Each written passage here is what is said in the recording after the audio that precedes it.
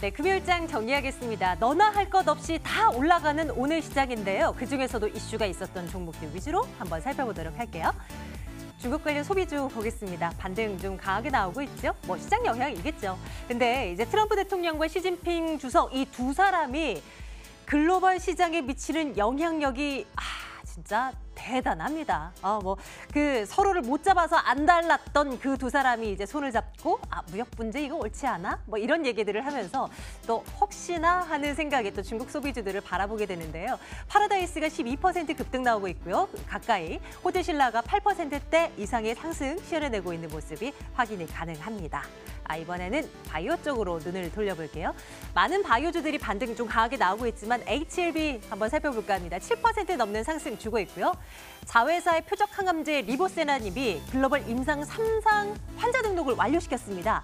이제 이 환자에게 약 투여하고 그 결과가 이제 집계가 되면 한 내년 상반기쯤에 그 결과를 보고서 형태로 우리가 볼 수 있지 않을까 하는 예상들 나오고 있고요. 주가는 91,600원 기록이 되고 있습니다. 이 종목은요. 사실 지난달 폭락장이 이어졌을 때도 시장과 관계없이 폭등했던 종목입니다. 바로 방탄소년단을 등에 업었기 때문입니다. 지금 최근 2달 사이에 주가가 거의 2배 이상 올랐거든요. 오늘 반등장 속에서 조금은 소외되는 모습을 보이기도 하지만 그래도 지금 최근 들어서 강한 모습이고요. 6,910원대까지 올라온 채 진행되고 있습니다. 자사주 매입 소식이 요즘 연일 들립니다. 최근에 셀트리온, 메디톡스, 휴젤 등등 있었고 오늘이 현대건설 쪽에서 자사주 매입 소식이 들립니다.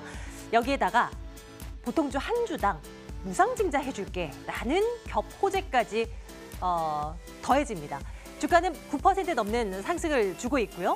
49,300원 현재 놓여 있습니다. 로열이라는 중국의 한 스타트업 업체가 폴더블 폰을 세계 최초로 출시를 했습니다. 삼성전자 제치고, 화웨이 제치고 이 신생 벤처기업이 접는 스마트폰을 세계 시장에 내놓은 것이죠.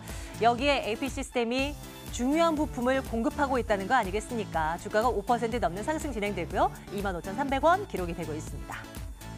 포스코도 볼까요? 지금도 강세권 6% 가까운 상승을 시현해내고 있습니다. 미상무부 쪽에서 열연 강판 관세율을 대폭 인하하겠다 이런 얘기가 전해지면서 포스코도 강세를 나타내고 있는데 앞으로도 괜찮을지 한번 챙겨볼게요. 또 삼성전자, SK하이닉스 반도체주들도 일제히 강세를 나타냅니다. SK하이닉스가 5% 넘는 급등으로 진행이 되고 있는데요. 미국 반도체주들 급등했고 우리도 이에 바통받고 업황에 대한 우려가 있긴 하나 이거 선반영됐다는 얘기 있고 어떻게 볼까요? 챙겨보도록 하겠습니다.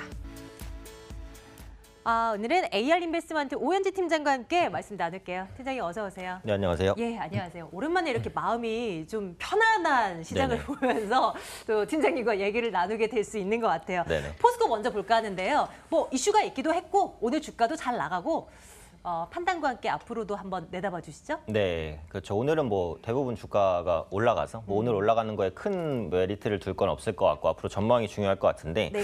오늘 포스코는 이제 말씀해주신 대로 이슈가 있었어요. 그래서 미국에서 열연 강판 관세를 인하를 했죠. 그래서 기존에 58% 정도 높은 고관세에서 1.73%로 크게 하향 조정이 됐고 냉연 강판도 비슷한 비율로 크게 하향 조정이 됐습니다. 이게 확정된 관세는 아직은 아닙니다. 그런데 이 수치 혹은 비슷하게 아마 확정이 될 것으로 보여지고 있기 때문에 미국 수출에 대한 부담감이 상당히 줄었다라고 보시면 될 것 같고요.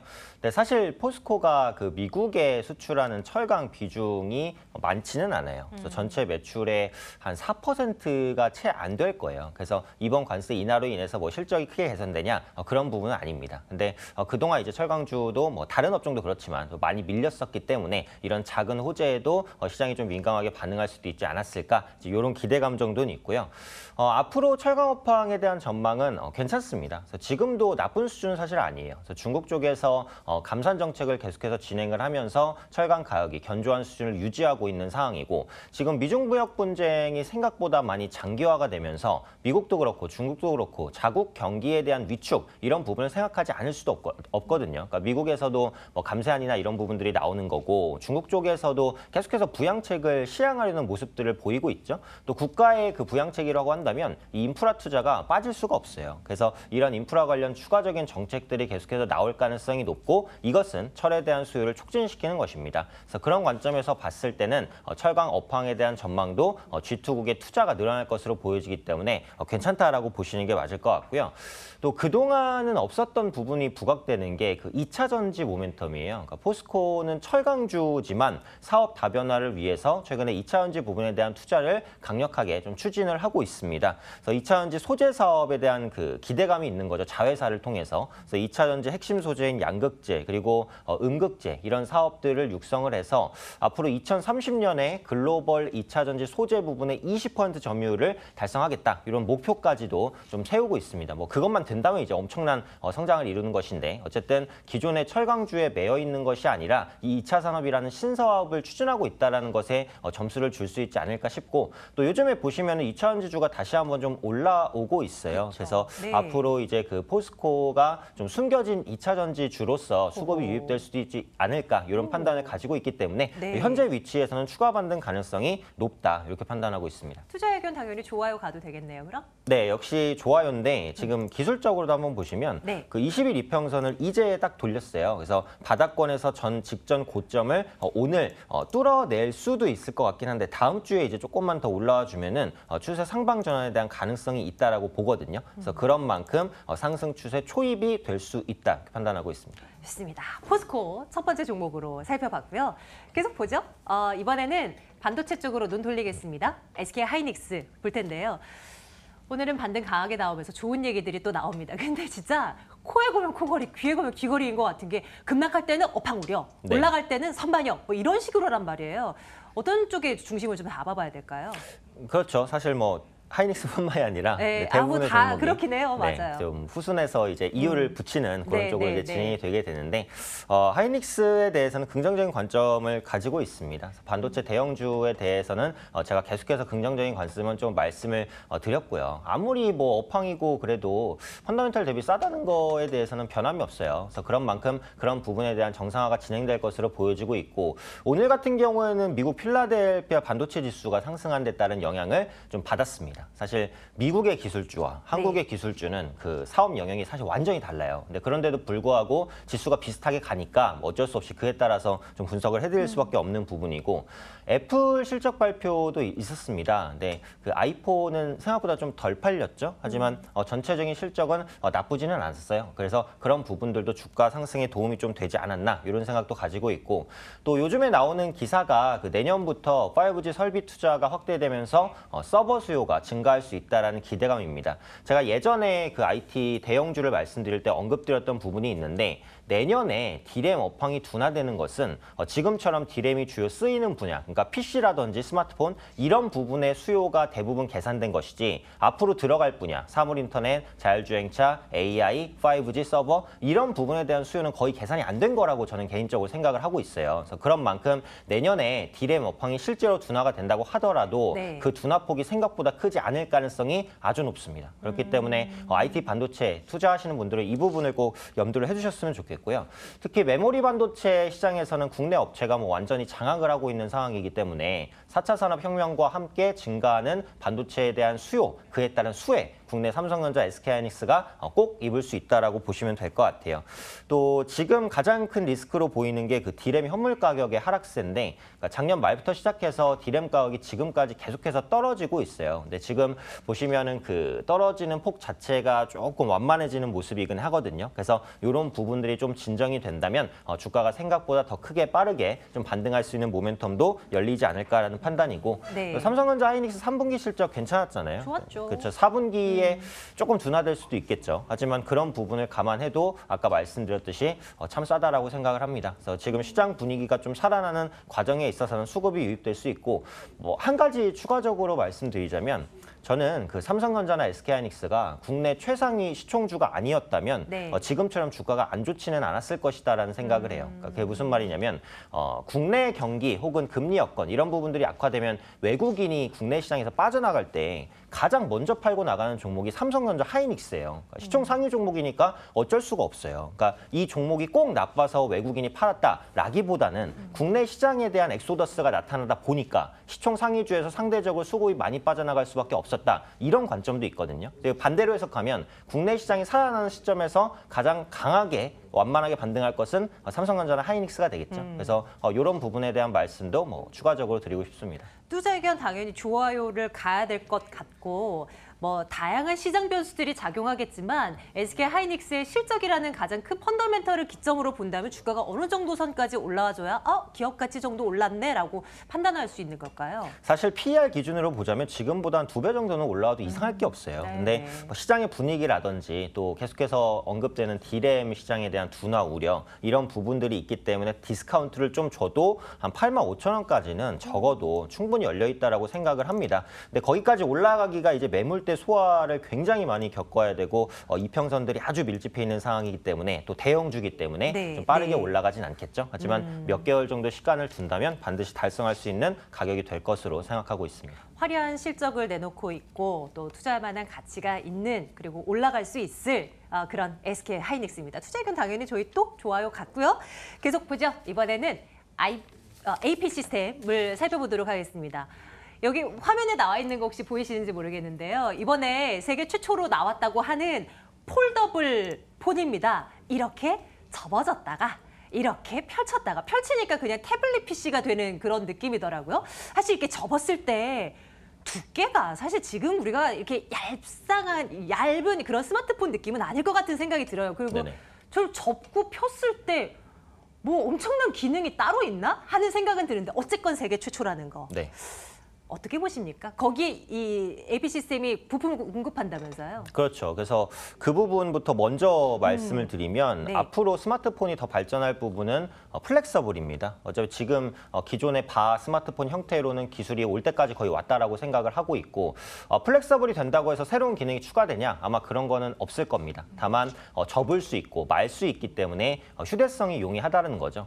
스마트폰 쓰시는 분들 크기 때문에 고민하시는 분도 계실 거라고 생각을 해요. 그럼요. 크면은 네. 쓰기는 편한데 들고 다니기 불편하고. 네, 네, 특히 들고 남성분은 더 그렇지 않아요? 크면 클수록 불편하잖아요. 저는 이제 손이 커서 별로 이제 필요 없는데 관계가 없으신가요? 네.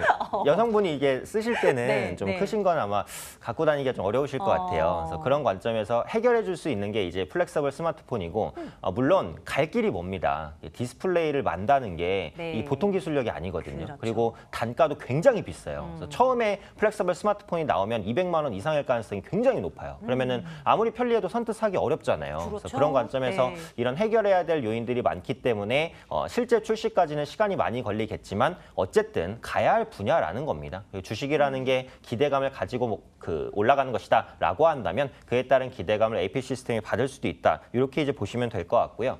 이 OLED 장비를 또 주로 생산하고 있는 업체입니다. 근데 지금 반도체 업황 둔화 우려 때문에 반도체 장비주도 대부분 상당한 저평가에 있어요. 그래서 AP 시스템도 그에 해당되는 종목이다라고 보시면 될 것 같고 이 장비주의 매출이 항상 신규 수주로만 오는 건 아니에요. 삼성 디스플레이향 그 유지보수 매출도 증가를 하고 있거든요.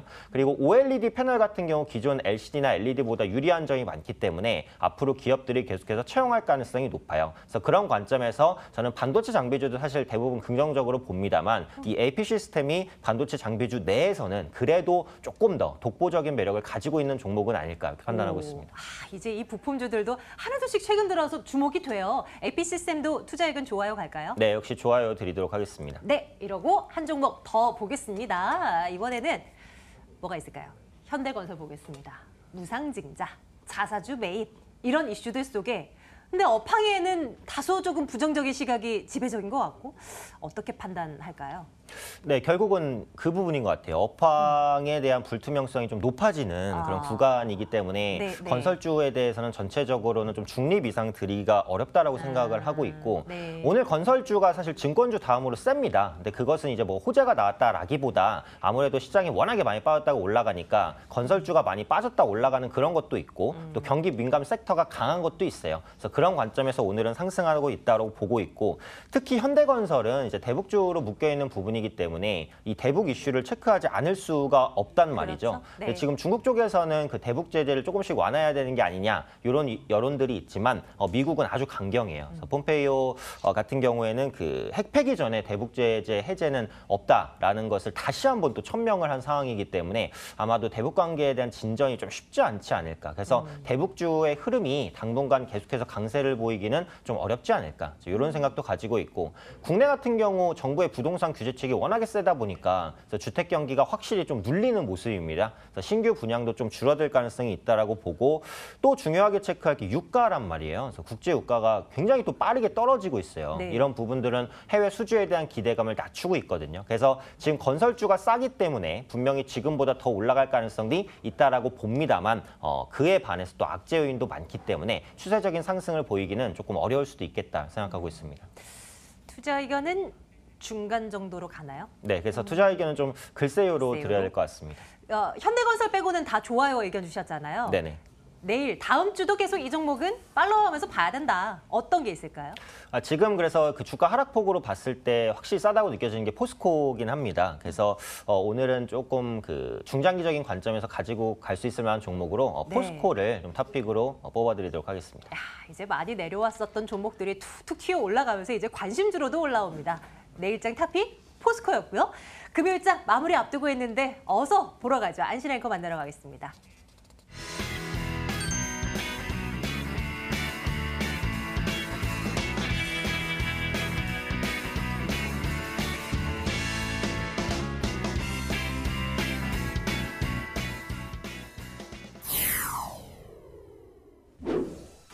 강세로 출발한 양시장, 뒷심을 끌어올리면서 상승폭도 확대하고 있습니다. 호가 분위기 살펴보도록 하겠습니다. 고가 부근에서 머물고 있는데요. 코스피는 3.49%까지 깡충 뛰어오르면서 2095선까지 올라와 있습니다. 코스닥은 690선 돌파를 했습니다. 5% 가까운 상승으로 전개가 되고 있습니다. 코스피가 이렇게 급등세를 보이자 코스피 시가총액 상위 종목도 새빨간 불을 켜면서 급등세가 나타나고 있습니다. 셀트리온 헬스케어가 프랑스에서 항암제 허주마의 수주를 따냈다는 소식과 함께 셀트리온 동반으로 강세를 보이고 있죠. 3.96%의 오름세 23만 6,500원 선을 가리키고 있습니다. 대장주 삼성전자도 외국계 증권사의 매수를 받으면서 4.74% 오르고 있고요. SK하이닉스는 고가 부근입니다. 7만 원 돌파하면서 7만 2,600원 거뜬하게 올라와 있습니다. 우선주도 상승을 하고 있네요. 자, 코스닥 시가총액 상위 종목도 함께 살펴보시죠. 제약바이오 업종이 상승을 주도하고 있는데 코스닥 시가총액 상위 종목에서도 그런 흐름이 여실하게 드러납니다. 신라진이 외국인과 기관의 쌍끌이 매수를 받으면서 10% 급등 7만 6천 원까지 올라왔고요. 셀트리온 헬스케어는 수주를 따냈다는 소식과 함께 7.58% 오름세, 리보세나립의 임상 3상 소식에 HLB 7.62% 급등세를 보이고 있습니다. CJ ENM이라든지 포스코 캠텍도 나란히 상승하면서 마감을 준비하네요. 호가 분위기 살펴봤습니다.